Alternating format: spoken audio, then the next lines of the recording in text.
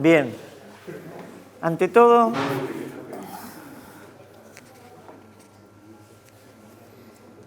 la verdad que es un gusto compartir con ustedes.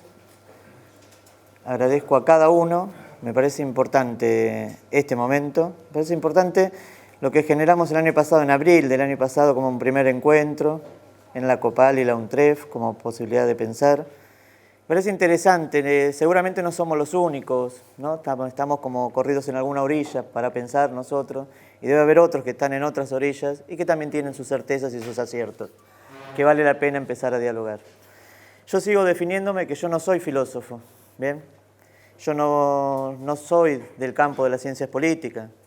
Yo en todo caso acredité conocimiento en la psicología y ahora como candidato a doctor en educación.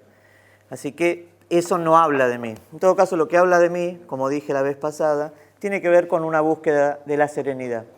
Y la serenidad, para mí, no es un punto de partida, sino es un punto de llegada. Por eso a veces me defino como un sereno inquieto o un paciente inquieto.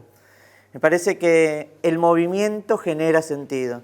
Cuando estábamos organizando este evento, en diciembre del año pasado, nos acercamos a AFU con Enrique, estaba Mauricio, y yo les decía lo importante que es generar vínculo y que en ese ámbito del vínculo se generan otros senderos, no por la bondad, sino porque en ese sentido colectivo hay algo ahí que vale la pena unir, generar.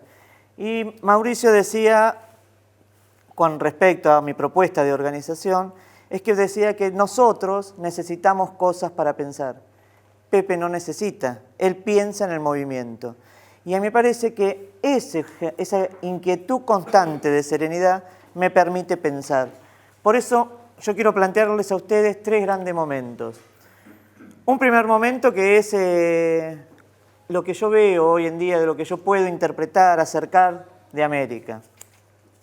Que me parece que es un lugar de sentido y es donde nosotros habitamos.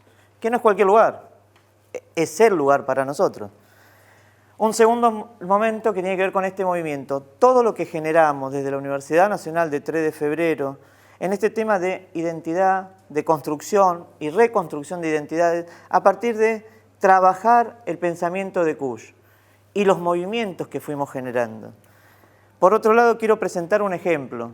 Y el ejemplo tiene que ver con eso que constantemente hago en la vida, que es observar, que es cuestionar, que es no solamente que lo dado está dado, sino que en lo dado hay algo del mito, del rito y del significado compartido con los otros.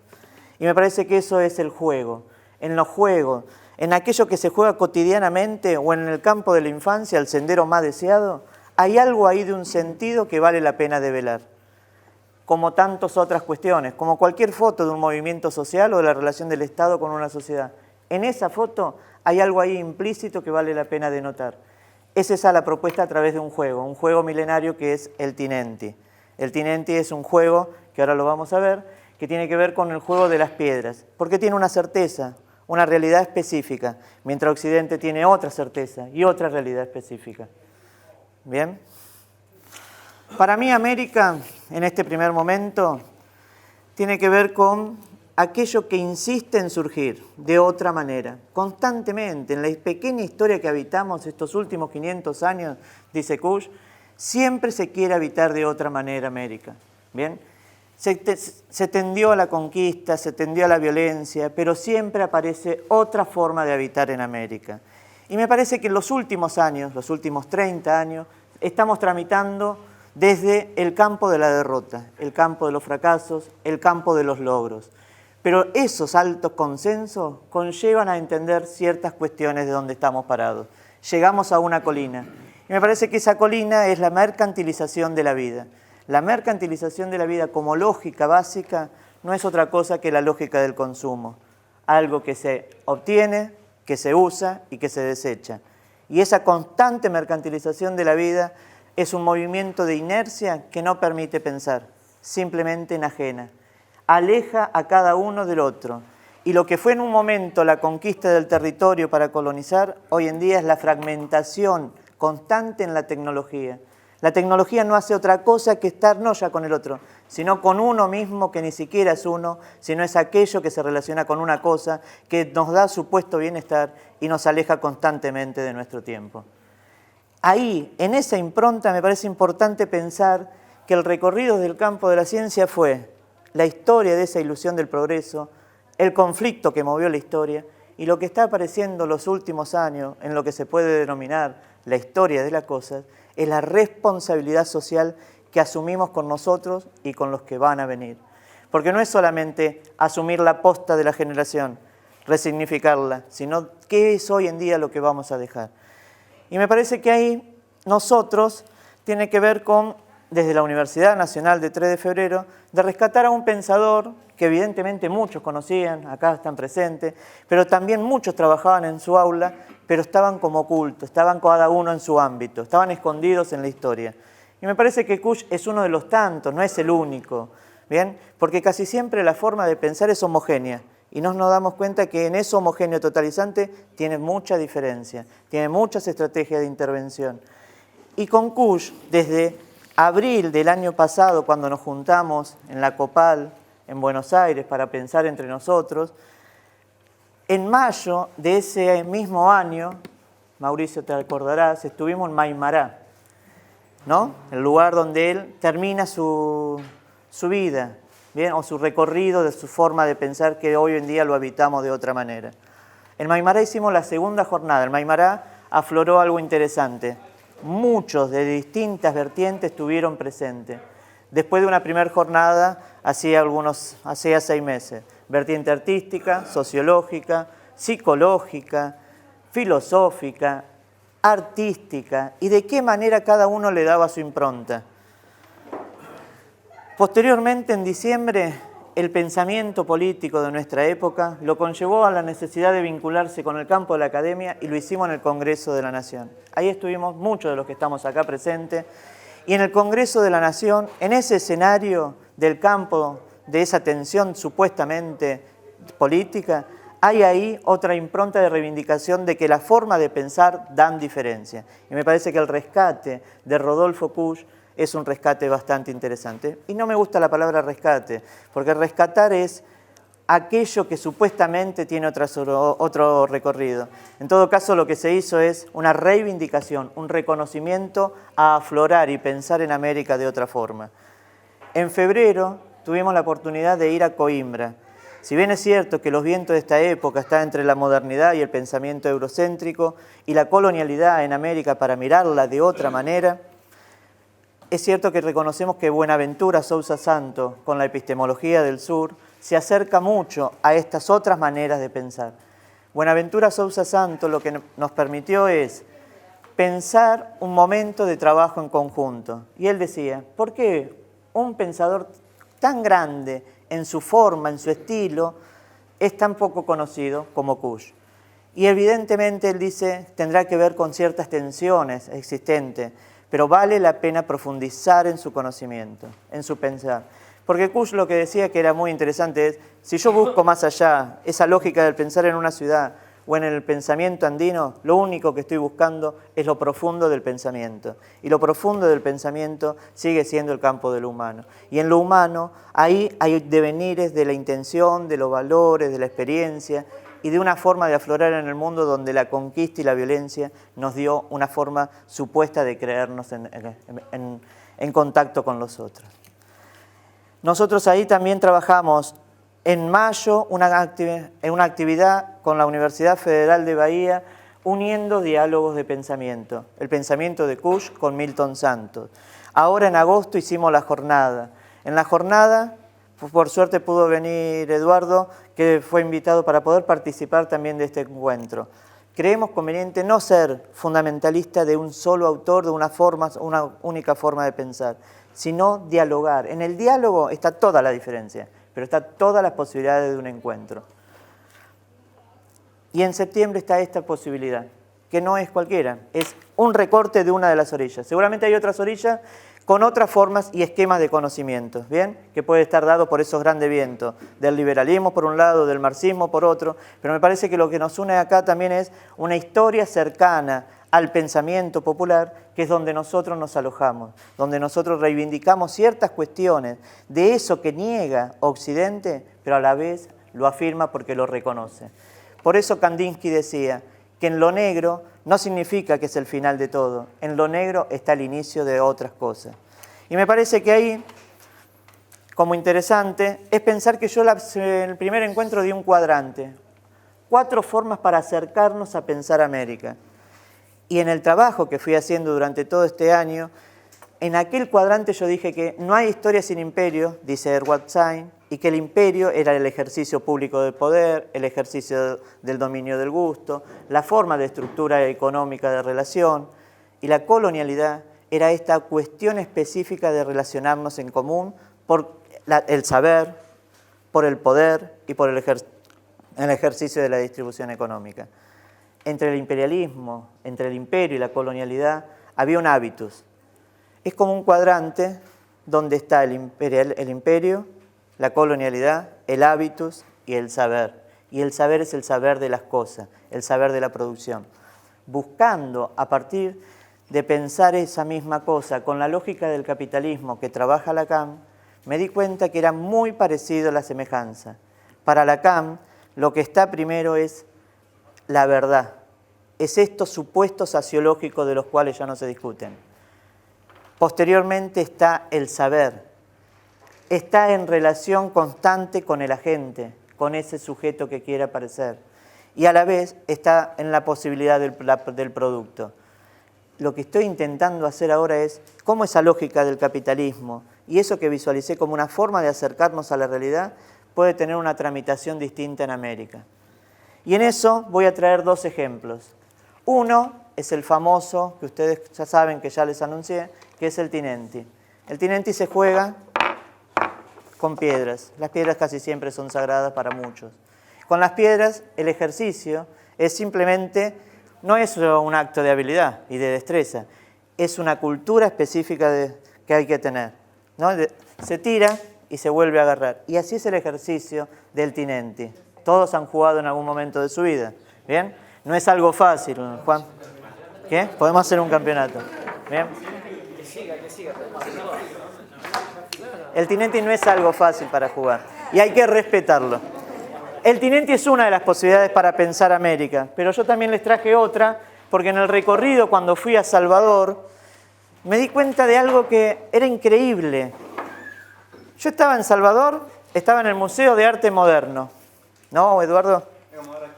En el Museo de Arte Moderno, al lado, hay una construcción muy precaria en la ladera.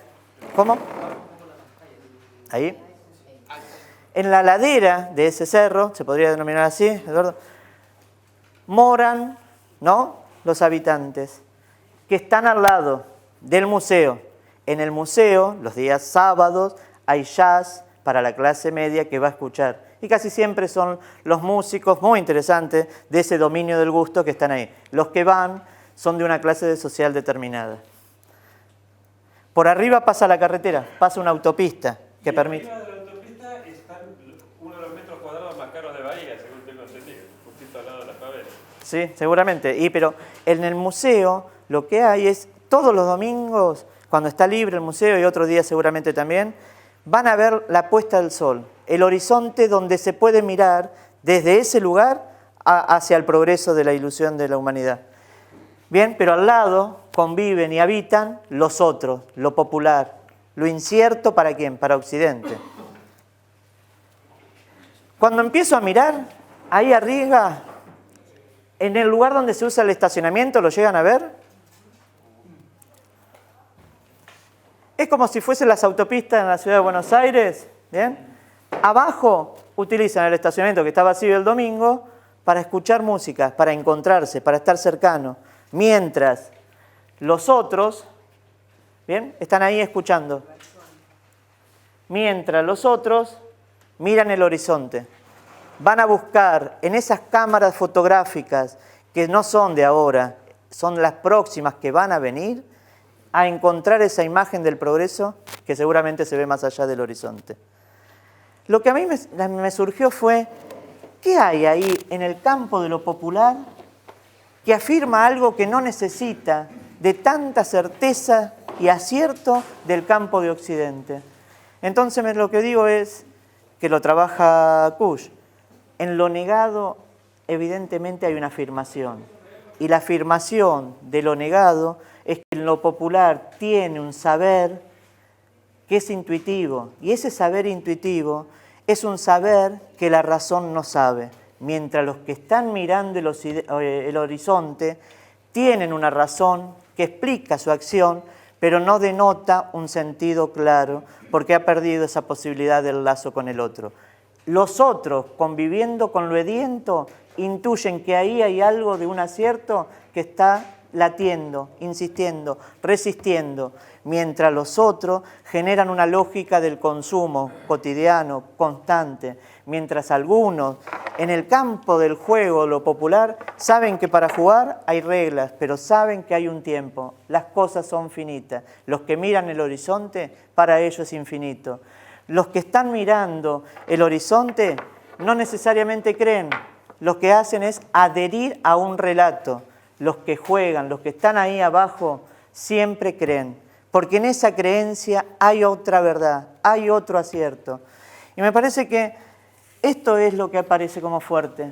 Mientras el mito para Occidente es aquello que ya fue, ya no está, lo que decía Cristian ayer en una entrevista que le hicimos, el mito para el ámbito popular, el mito es lo actual.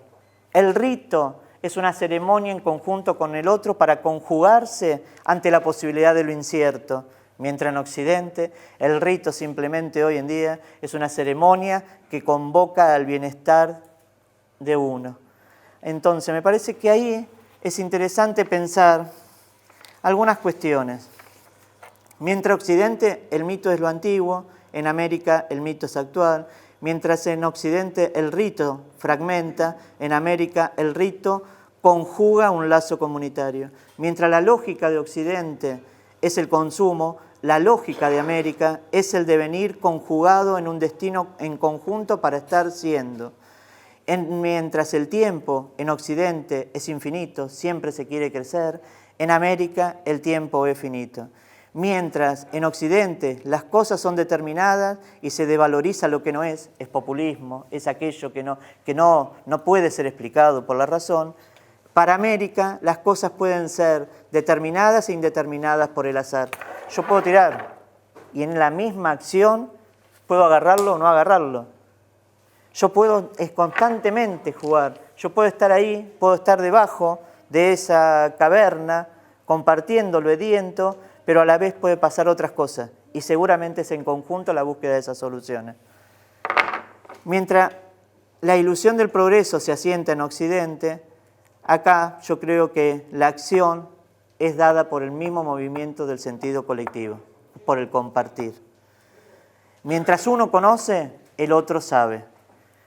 Y me parece que esa tensión permanente entre Occidente y estas formas de pensar, lo que nos da es, Occidente lo que más teme es la pérdida del sentido de la acción, dice Kusch. Pero los sedientos intuyen que hay un saber y en ese saber se asientan porque desde ahí puedes vislumbrar otro horizonte. Son dos espaldas que no se miran, cada uno mira horizonte diferente.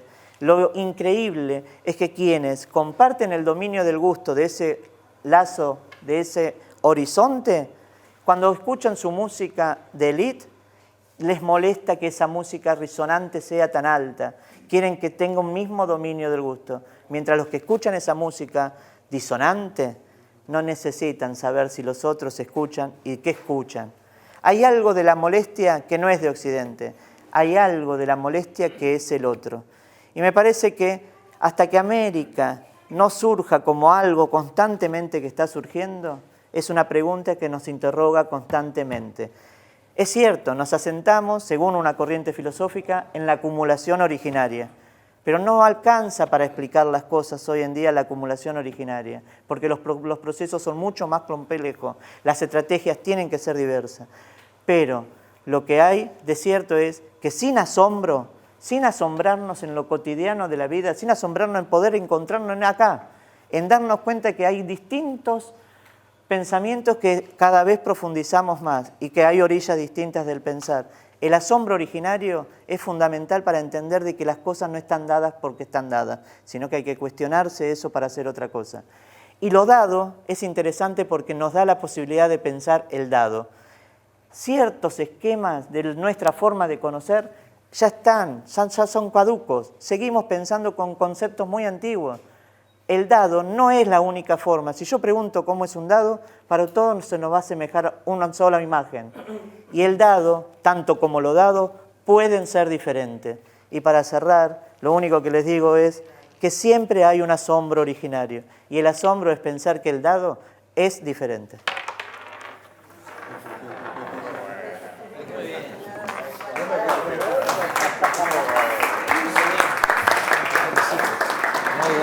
Muy bueno.